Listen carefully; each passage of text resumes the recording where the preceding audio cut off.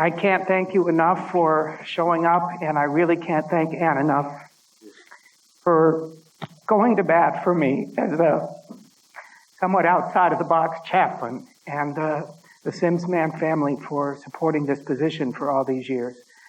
But mostly there are faces in this crowd of people who have welcomed me to walk beside you on your journey, and that means more to me than you could ever know. So thank you. The Taoist philosopher Lao Tzu teaches us that a good traveler has no fixed plan and is not intent on arriving. That wisdom is so ancient, we've heard it so often that we might as well just needlepoint it into a sampler. Life is about the journey, not the destination. Everybody knows that, right? But try telling it to the coach passenger wedged into a middle seat on an oversold cross-country flight with a screaming baby in front of him and a little kid kicking the back of the seat from behind for 6 hours. Breathe into it, relax. It's all about the journey. Yeah, right. No, knock me out. Wake me when we get there. Then my journey will begin. It's not so different, I find, for many undergoing cancer treatment. This radiation is so hard on my body. This chemo leaves me feeling so sick, and I'm so tired all the time. Just let me get through this. Then we can talk about the journey, not the destination. The philosopher Alan Watts used the imagery of music and dance to illustrate this point, that it is about the journey, not the destination. If the intention of a whole piece of music were to play the final note, then the best musician would simply be the one who plays the fastest. Or if the whole goal of a piece of choreography were to arrive at a particular spot on the stage and strike a pose, the best dancer would simply walk across the stage, hit the pose, call it a day. It's a perfect metaphor, I think. And of course it's true, isn't it? But I find it's also true that cancer doesn't always play by the same rules. What if it is simply not possible for me to embrace this moment as it is? And by clinging to the image of a finish line, that I will someday be done with this radiation, I'm counting the days, or if I can just get through 5 cycles of this chemo, that finish line is the only thing that enables me to continue showing up for treatment. Despite all of this inherited wisdom that we've needle-pointed into that sampler, that it is about the journey, not the destination, our culture, by contrast, would have us construct our whole lives based on the idea that there is indeed some place to arrive, some place to get to. That's why we need to go to a good school and get good grades and get a good job and have a good retirement plan and all the rest. But where does that leave us with our wisdom from Lao Tzu that we should not be intent on arriving? Many years ago, I met Ruth, this wonderfully wise, soulful, older woman with deep roots in her Eastern European Jewish ancestry. She was watching the love of her life, her husband of 60 plus years, slowly slip away over the course of many weeks in the hospital. Michael, she said, I thought I did life the right way. I married the man I loved. We raised 3 beautiful children, gave them wonderful educations. Now they have successful careers and beautiful families of their own. We were always looking forward to our golden years. And now look. To tell you the truth, I'm going to be 86 years old and I'm still waiting for the party to begin. What if there is no place to get to, nothing to become, no place to arrive? My mom is fond of saying that we don't change much. In her view, who we were as kids, even as little toddlers, is who we still are today, as heaven help me, senior citizens. It's kind of deflating, I must admit, when I walk through my entire life's journey thinking it is about growing and changing, self-actualization, particularly when the very core of a spiritual belief that's kept me afloat nearly my entire adult life would say that it is indeed about growing into a deeper understanding and experience of our oneness, mutuality, kinship, to use Father Greg Boyle's word, and that the pathway to that mutuality is one of intimacy and vulnerability and connection, and an old-fashioned religious word, communion, stepping out, reaching toward the other. But we don't live in an either-or world, do we? We live in a both-and world. So I suppose there's room for both ideas to be true. Just as it is true that it is all about the journey, not the destination, and it is also true that life indeed might be a pilgrimage of sorts. In describing each of her 3 kids, my mom would characterize me, among other things, as the explorer.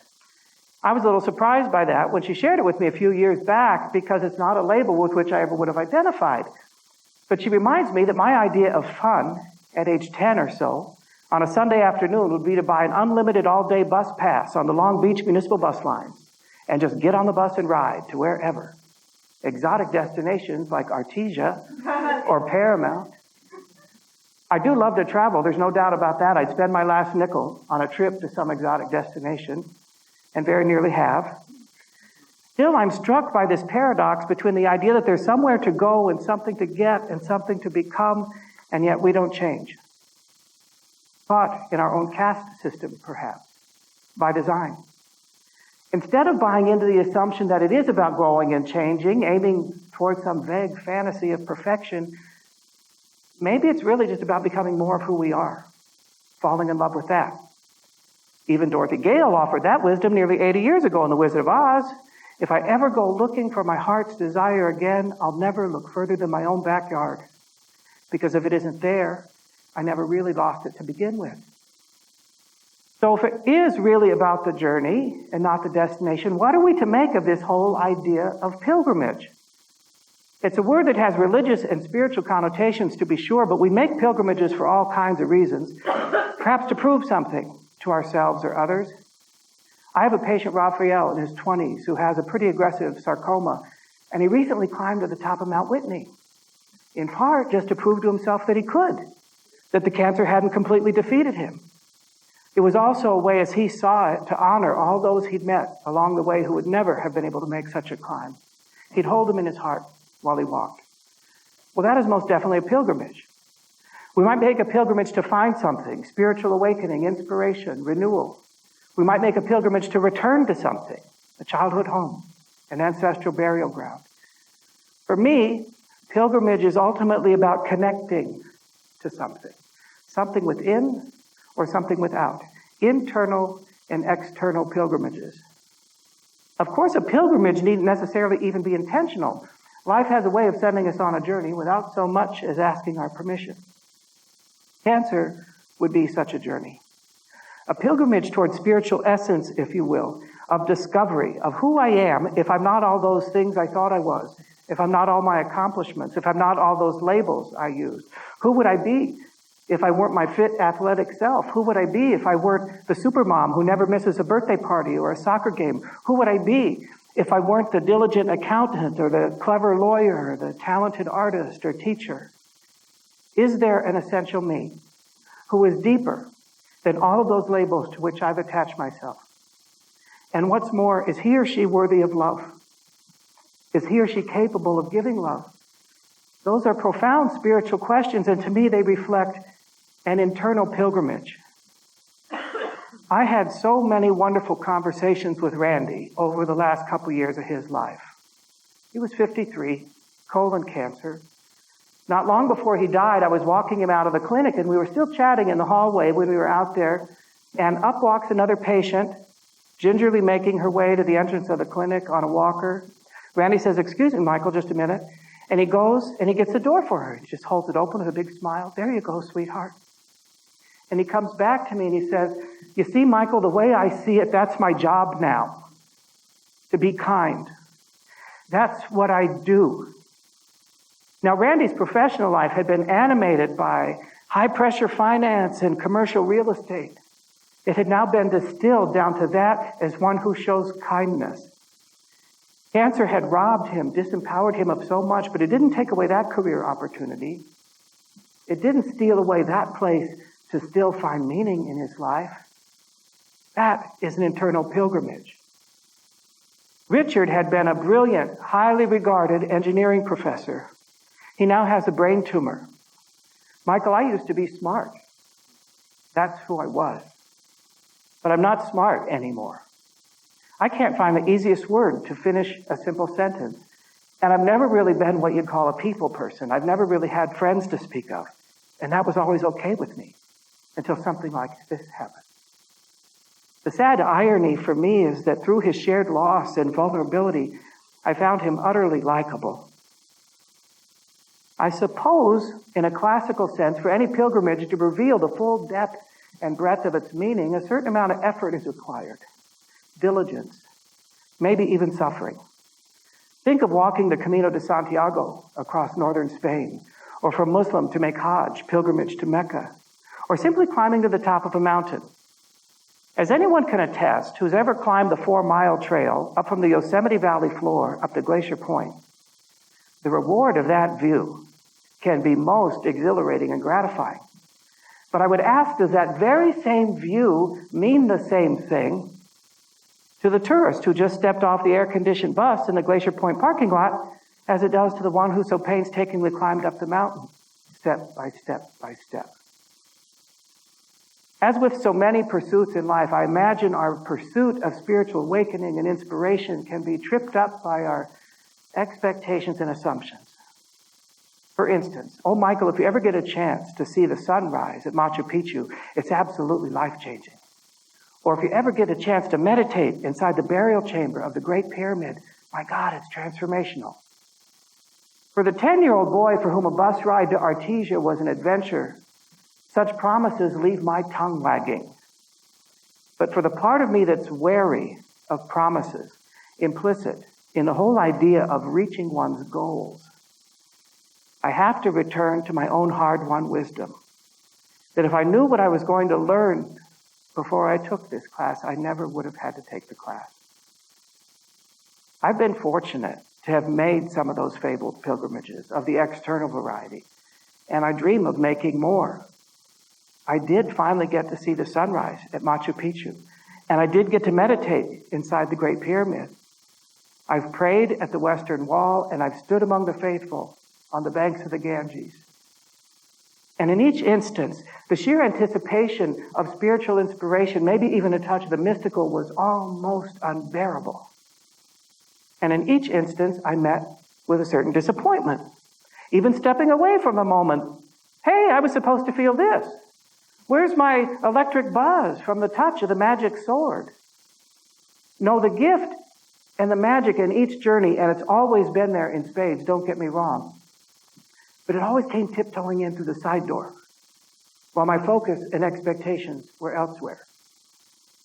In September of 2011, I took a trip by myself to Peru to join a small hiking group hiking through the Sacred Valley, making our way to Machu Picchu. High in the Andes, we came upon this small village where we were scheduled to visit a school. Our guide, Peter, had even brought a couple soccer balls to give to the kids. But when we got to the school, we found it absolutely deserted, not a soul around. It's mid-morning on a school day. So Peter pokes around and discovers that one of the matriarchs of the village had died. She happened to be the mother of Enrique, who was one of the porters who worked for the same tour company as ours. The whole village had stopped to attend his funeral, kids and everybody. Peter said, so let's go. I was feeling equally excited and fascinated and uncomfortable as hell to intrude on such a personal and sacred event. We walked up this long, dusty dirt road to the burial ground, which was a small plot of earth framed by this low stone wall. The entire population of the village was contained within that wall. Peter went up to Enrique to offer his condolences, and Enrique immediately walked over to the three of us standing outside the wall with our hiking poles in hand and our backpacks and our big hats to shield us from the Andean sun. And he invited us inside the wall. That's it right there. Just being invited inside the wall. He even introduced me to his beautiful little boy who had just lost his grandmother, and in my pitiful Spanish, I asked the boy about his abuela, and he answered me, and then Peter explained it was customary at such rituals to pass around a bottle of beer and for everyone to drink from the same bottle. But this being a Christian family, they were passing around a rancid bottle of soda and a dirty, rusty tin cup. And then the cup was offered to me. Uh-oh. I've got days of hiking ahead of me. Machu Picchu, I've been saving for months for this trip. It could all be ruined with this one sip. But how can I say no once I've been invited inside the wall? And so I drank. And I was fine. More than fine. They never explained communion quite like that when I was taking catechism. A number of years earlier, October of '07, my husband Scott and I took a trip to Egypt. After spending many days on the Upper Nile, seeing all the amazing splendors there, we had a couple days in Cairo and had a day scheduled to go out to Giza to see the pyramids and the Sphinx. And that day, it was crushingly hot. Our guide, Hani Hamza, offered us the option of going inside the Great Pyramid, into the king's burial chamber.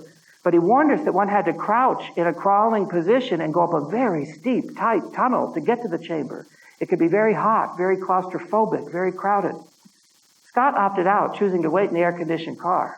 I said, there's no way I'm missing this, so bought a ticket and went inside, and I began my long ascent, hitting my head on the roof of the tunnel every other step, cursing a blue streak, until I finally reached the burial chamber. What a relief just to stand erect after all of that. And then to truly try to grasp where I am in this moment. Hey, I made a cross-section model of this very pyramid in 7th grade social studies, plywood, flour and water paste. It was brilliant. I got an A. And here I am. And of course, there are other tourists there behaving, in my view, inappropriately. Laughing, talking, carrying on, jumping into the empty stone sarcophagus in the middle of the chamber, posing for a selfie. I was getting righteously annoyed and feeling very spiritually superior, praying that the crowd would thin out a bit so I might sit down and try to meditate. Happily, the crowd did disperse somewhat. I went over in the corner and sat down, got myself all situated, closed my eyes, took a few really nice deep breaths. I thought, I think I have to go to the bathroom. No, I really have to go to the bathroom. Oh, Christ, I got up. Excuse me, pardon me. I made my way over to the entrance of the tunnel, and I assumed the posture for the long descent down. And what better posture to try to hold it, mind you, than crouching down like this. I had this Japanese woman's ass in my face, and I was praying she could move those little pink tennis shoes a little more quickly, and I'm hanging on. I think, oh no, that's it. I'm going to crap my pants right here in the Great Pyramid. No, Michael, you can do it. And then I see it, the proverbial light at the end of the tunnel. And I make my way to the opening, and I ask the attendant, where's the toilet? And she points hundreds of yards across the hot desert sand. I take off running like I have never run before. Scott told me later that Hani looked up from the car and said, look, there goes Michael running in such a hurry. He's so fast. And I get to the trailer, and of course there's an attendant there who needs money to use the toilet and for a few pitiful pieces of toilet paper. And I just happened to have the right Egyptian coin in my pocket, and I made it without a nanosecond to spare. I have never felt gratitude quite like that. It was my own little Egyptian miracle. Talk about a sacred pilgrimage. Well, a few years ago, I was invited to speak at the Ventura Center for Spiritual Living. And I got there a little early and was having a lovely conversation with Reverend Bonnie about all sorts of things, church ministry versus chaplaincy, and somehow we got on the subject of embarrassing moments. And I told her that story. And we had a big belly laugh over that, and then decided we needed to focus on the service and who was going to do what.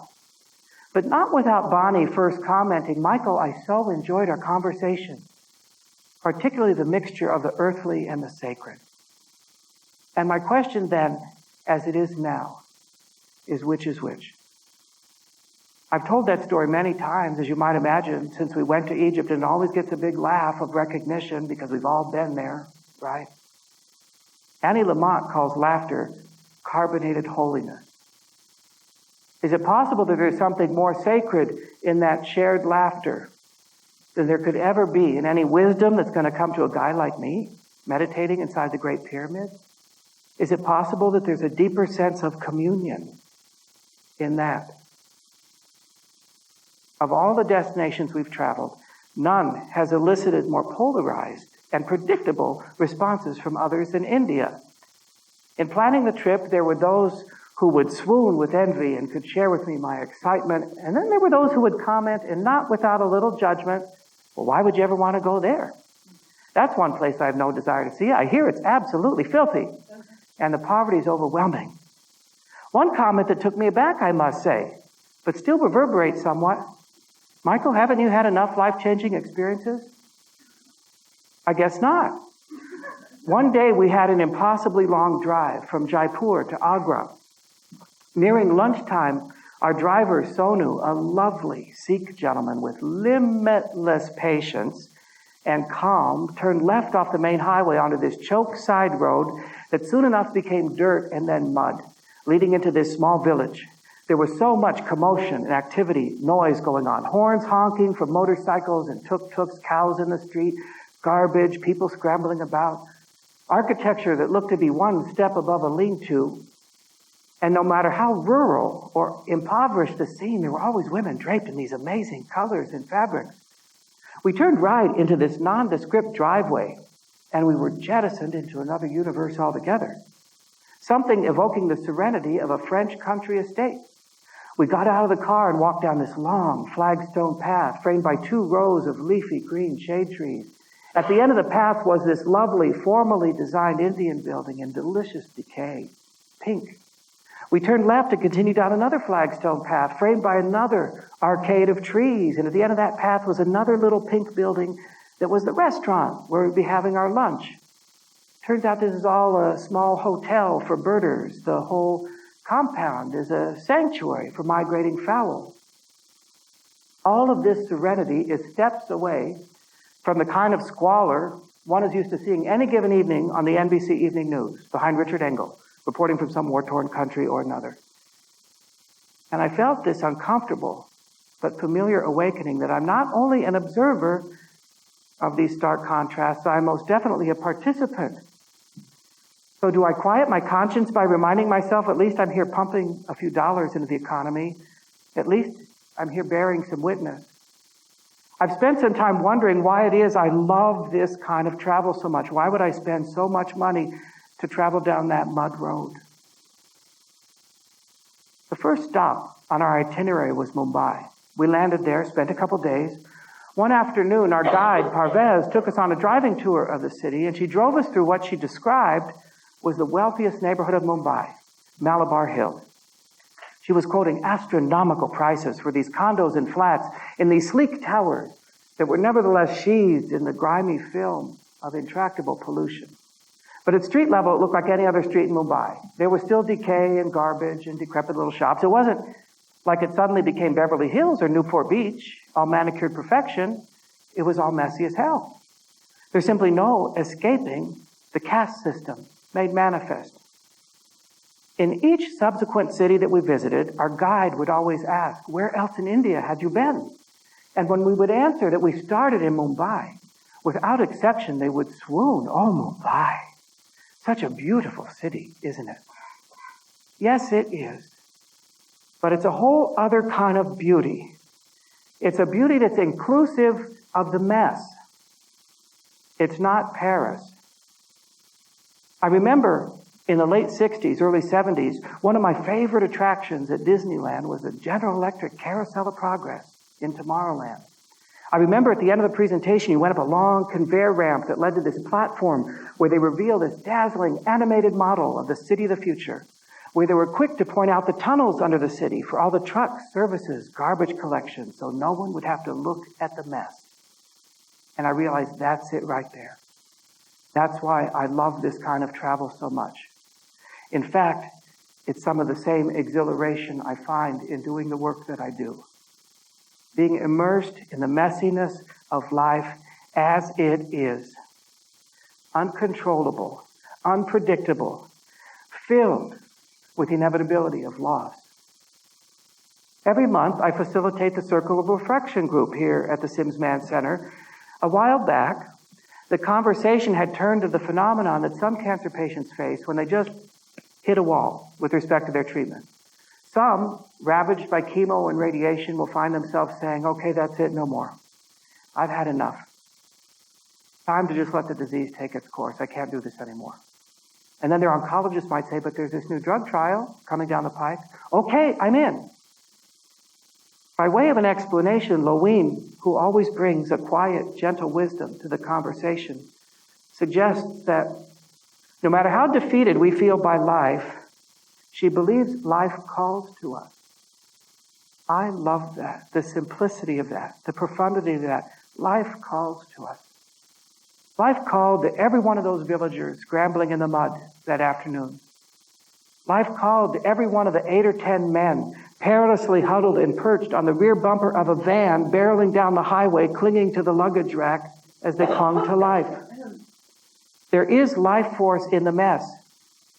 And yet we in this culture have almost made a religion of denying the mess, deluding ourselves that life can or should be mess-free. Consider as an illustration the whole design and intention of a community like Irvine. No mess. When we got back from India, there were those who would call and ask, so how was it? And some would ask in a way that revealed far more of their own preconceptions and assumptions than any authentic curiosity about mine. Oh, I hear it's quite an assault on the senses and that the poverty is overwhelming. I'm sure it left you feeling so much gratitude for all the blessings we have here, right? Such sentiments couldn't be farther off the mark for me. That would be my essential takeaway message, gratitude for my blessings. It would seem kind of arrogant to me to think that because of some stroke of dumb luck or some benevolent force in the universe, I was born into this reality with these advantages and privileges and those poor folks were not. Gee, I must be God's favorite, too bad for them. Of course, I'm profoundly grateful for all my advantages and privileges. But I was grateful before I went to India. No, I think I invest in this kind of travel to be put into the state of unease with the messiness of life as it is. And I believe there's an element of sacred pilgrimage in that. I have a patient, Alice, in her 60s, who has been living for years with a particularly rare lymphoma, but more recently plagued with this necrotic wound on her leg that simply won't heal, goes right down to the exposed bone, causing her intractable pain. I was with Alice and her husband in the exam room when the nurse came in to clean out the wound and repack it and bandage it in a vain attempt to save her leg. While she screamed in agony, I sat there holding her hand, and I realized in that moment I have a choice to make. Am I going to look down and look at the wound and bear witness to the reality of what she's living with, or am I going to choose to look away? When we got back from India, my mom asked me, how could you stay in nice hotels when there's so much poverty right outside? It's a fair question. But Mom, there's poverty just as fierce on so many streets in Los Angeles. The thing is, we have the room and the space and the opportunity to look away. It can be blinding to contrast the reality of life in India or on so many streets in Los Angeles with the American values we've all been force-fed that you can be, do, and have anything you want. Everything is possible if you're willing to work for it. Such values are also infused into so many of the religious traditions in which we've been raised. Ask, and it shall be given to you. With God, all things are possible. Or in a New Age sense, I only have to imagine it, envision it, affirm it, claim it, and it will be mine. Back home, back to work and routine for a few days. I was driving home from work listening to a podcast, a conversation between Krista Tippett and Paulo Coelho, the Brazilian author of the bestseller, The Alchemist, in which he puts forth his theory that we're here on earth to discover and live out our own personal legend. And as I listened, I thought of those 8 or 10 men on the rear bumper of that van barreling down some dusty highway in Rajasthan, and suddenly his ideas seemed hopelessly naive, maybe even a little ridiculous. And yet a part of me believes it. After all, I'm an American who desires and longs for more. I think most of us want more. We want to live more. We want to learn more. We want to see more. We want to know more. We want to love more. We want to have more. And yet it may also be true in the deepest possible way that there is nowhere to go, nothing to get, and nothing to become. T.S. Eliot reminds us that we shall not cease from exploration, and the end of all our exploring will be to arrive where we started and to know the place for the first time. And I think, yep, that's true. But don't I need to do the exploring first to understand the other in order to understand this place? There is one destination I haven't talked about, and yet I'd venture to say is on the minds of everyone here. Death. The end of all our exploring, as it were. In this lifetime, anyway. in this incarnation. Earlier, I mentioned the city of Irvine as a shining example of our desire to design our way into a mess-free future. Not long ago, I met a native of Orange County who was around in the 1960s when the city of Irvine was being built, and she told me that much too late in the process, the city planners discovered they had left out a pretty critical element for the new city, a cemetery. In their zeal to design the city of the future, they plumb forgot that people die. Death is one destination for which there isn't a good roadmap, no reliable travel schedule, and no one has yet come back with trip photos to show us exactly what it's like. In my work, I find that sometimes our imagination, our language, even our faith sometimes can let us down, even betray us just when we need it most in trying to come to peace with this, in trying to conceive of it, conceptualize. What is it? What happened? Kate was 63, diagnosed with a recurrence of breast cancer. Now it was stage 4 and quite advanced. Kate was a spiritual seeker. She was an artist, a musician. She played cello in a local chamber orchestra. While she was raised an Episcopalian, she converted to Judaism much later in life, but not for marriage or any such conventional reason, but because she said, I love the humor in Judaism. And besides, there's no hell. She also really was attracted to the questioning nature that is inherent in Jewish study. Any articulation about who or what is God, what happens after we die, was simply left undefined. She experienced her spirituality in community, playing music in community, praying in community, in synagogue. She did not pray when she was alone.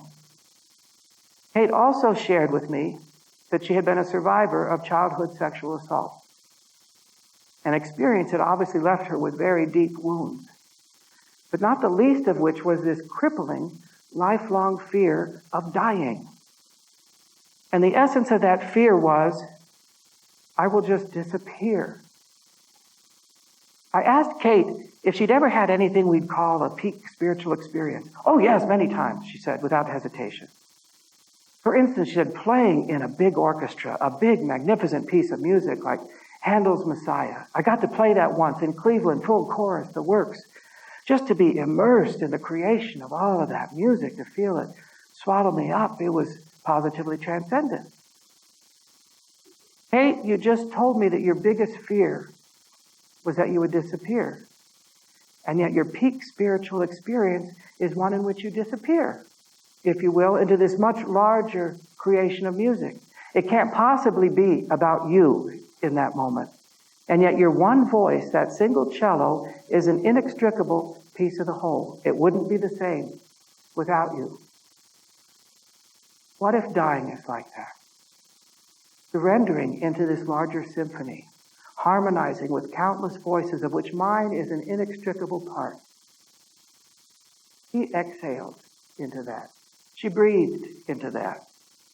Sometimes we need to summon our imagination to come up with images and metaphors to keep us afloat when we find ourselves adrift, terrified, out of our wits. Or maybe we just need to turn our attention to the more mundane, everyday aspects of life and how it seems to work to try to find a pathway to peace. Cliff was 48, end-stage rectal cancer, very much struggling with what comes next. He definitely believed the story went on in some form, but he couldn't say how. Having been loosely raised a Protestant, the only language he had to work with was heaven and hell. I definitely don't believe in hell, Michael. I think we create that for ourselves here on earth. I've done that countless times. But I can't wrap my head around heaven. And the only images I have are what they gave me in Sunday school, walking around in the clouds with angel wings and white robes. Everybody's happy forever. Sounds kind of boring, actually. I asked Cliff, if it's true that we create our own experience of hell, wouldn't it stand to reason that we create our own experience of heaven as well? I guess so, he said. Then why should it be any different on the other side? Why should the laws of the universe change Just because we change context or change dimension, what if it's not so terribly different? What if we're still creating our experience of our reality? What if we believe we'll experience judgment and condemnation? Maybe we will. Who knows? Or if we believe we'll experience nothingness, maybe we will. Or if we believe we'll experience enlightenment, maybe we will. Who knows? But what if the veil between our worlds is impossibly thin? And it only feels impenetrable because of the limitations of our physical senses, of our awareness. It was as if an enormous weight had been lifted from his shoulders. What was left? Possibility. Just possibility that the story goes on and Cliff will have what it takes to make the journey. Cliff will still be Cliff, just figuring it out as he goes. Jerry seemed to have lived a charmed life. Everything that we would call the good things in life seemed to come effortlessly for him. Smart, natural athletic ability. He was given a full free ride to college, launched into a lifelong lucrative career, long happy marriage, healthy kids, the works. That is until he was 67 and diagnosed with pancreatic cancer. Gary relied on this deep Christian Protestant faith that seemed to reinforce his favored status. That is to say, God's got my back.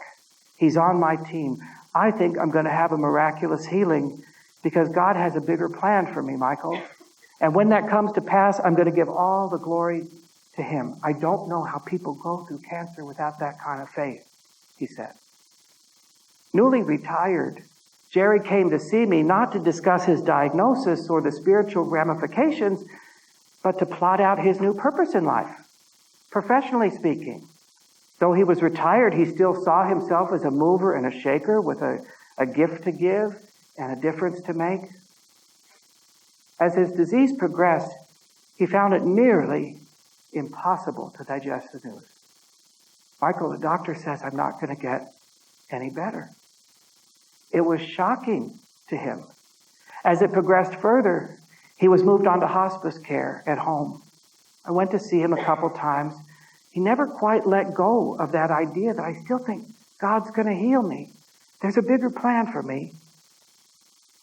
Until reality eventually won out and knocked Jerry into submission and acceptance.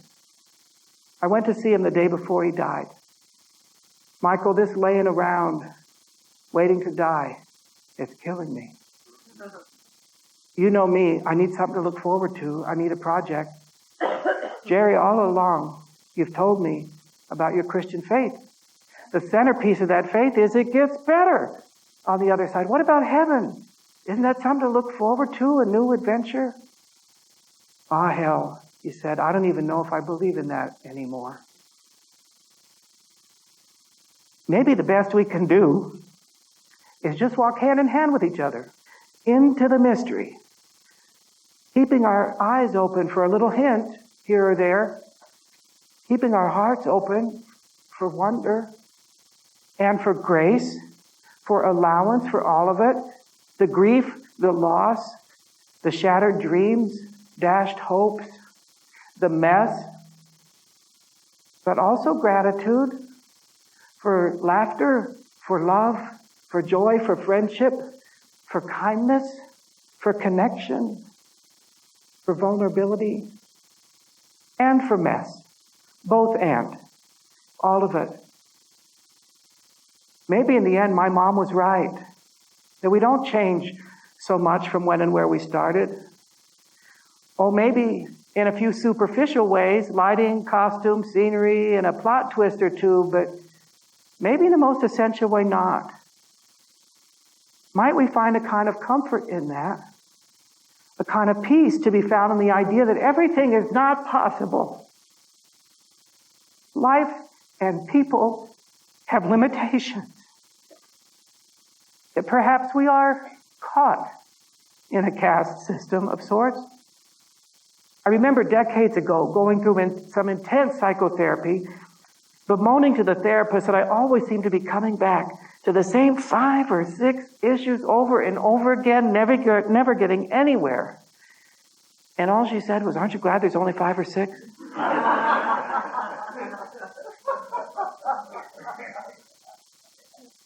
I hold this image of myself as a 7-year-old boy, the age of reason, according to the Catholic tradition in which I was raised, the age at which we can supposedly discern the duality of life, right from wrong, good from evil, the age at which we participate in the sacrament of Holy Communion.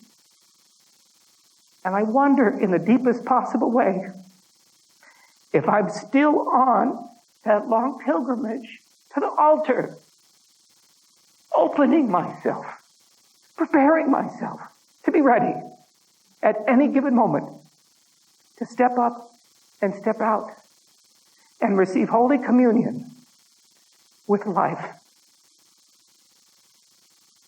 Thank you for listening.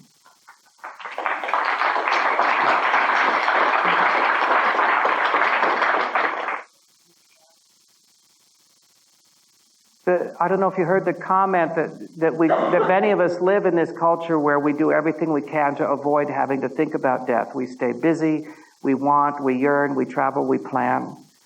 And that seems to be a fairly good coping strategy for a lot of folks until, I'm going to die. The mess. As part of what is so compelling about my work, because I'm wrestling with those questions every day. Not to say I don't still get pissed and obsessed about the spot on my pants or somebody that backed into my car, which they did in the parking lot at 2020 the other day. But that I have a constant awareness that clock is ticking. How do you want to spend this time? What really means the most about this moment? And if I'm going to do nothing, let me do it consciously. Isn't it great to just sit here and feel the breeze in my face? Isn't it great to just sit here and gossip, talk about nothing? But do it with an awareness that the connection is everything.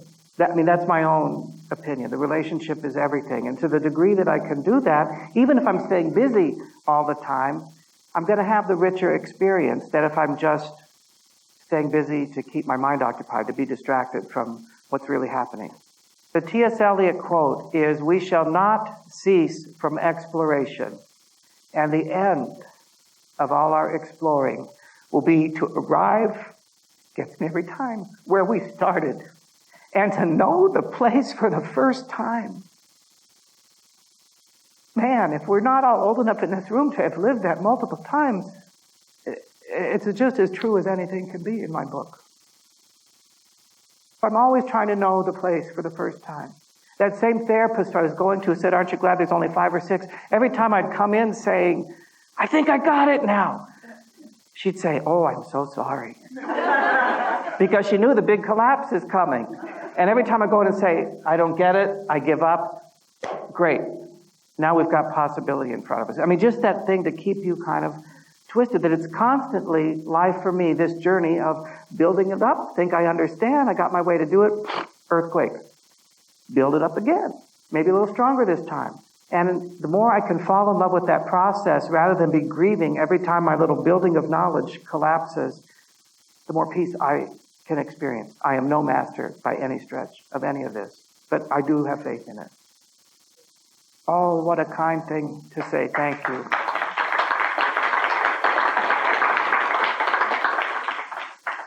I have next to zero capacity for injustice, which does not serve me well in this job, because every diagnosis is unjust. And yet I do have compassion for the wound that it touches within us that I think is unique to our culture, or to Western culture anyway, that we have this expectation that instead of life not only being mess-free, that it should be just and fair. So we intensify our suffering immeasurably, I find, when we are shaking our fists at the heavens, but this isn't right, it's not fair.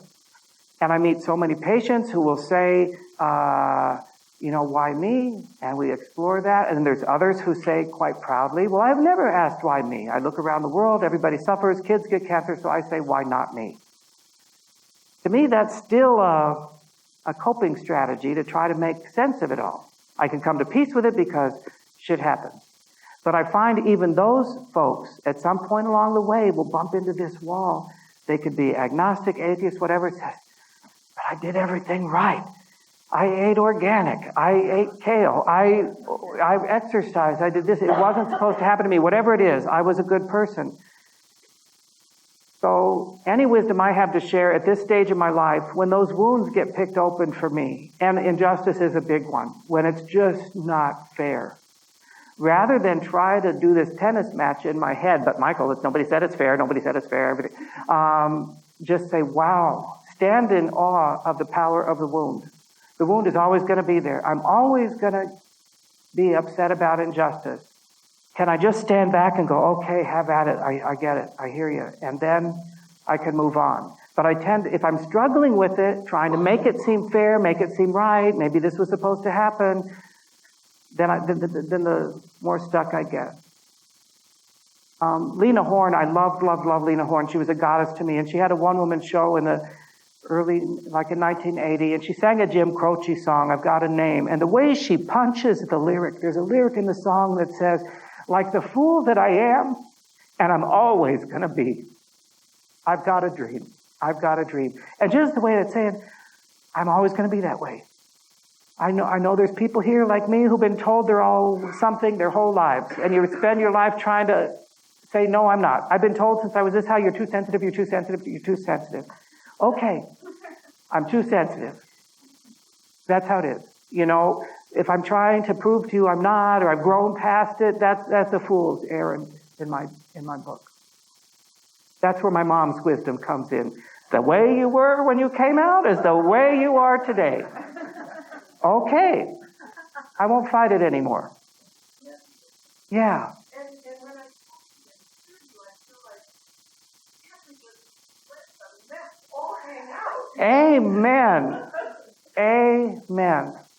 We're all going to die with a list of things to do that we didn't get done. But we keep thinking, I'm going to get all my boxes checked. It reminds me, I brought this little poem that kind of, by Jeff Foster. He's one of those people that floats on the internet, and I go, oh, I like what he has to say. Fall in love with the mess of your life. The shattered dreams, the broken promises, the unexpected sorrows and joys, all those hoped for tomorrows that never arrived, those beautiful plans that never came to fruition. Sanctify the mess of your life. This wild, uncontrollable, unplanned, unexpected moment of existence. Dignify it with your loving attention, your gratitude. Become a messiah. I love that.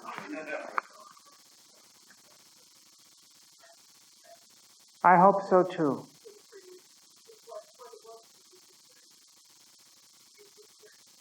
That's not an unusual story. I've heard that from a number of people who have had death experiences. That is beautiful. Although when I hear it, there's a self-judging part that goes on in my head. Ooh, but I don't always appreciate the rising moon, and I don't always appreciate the kiss, and I get really mired down in my mess and my stuff.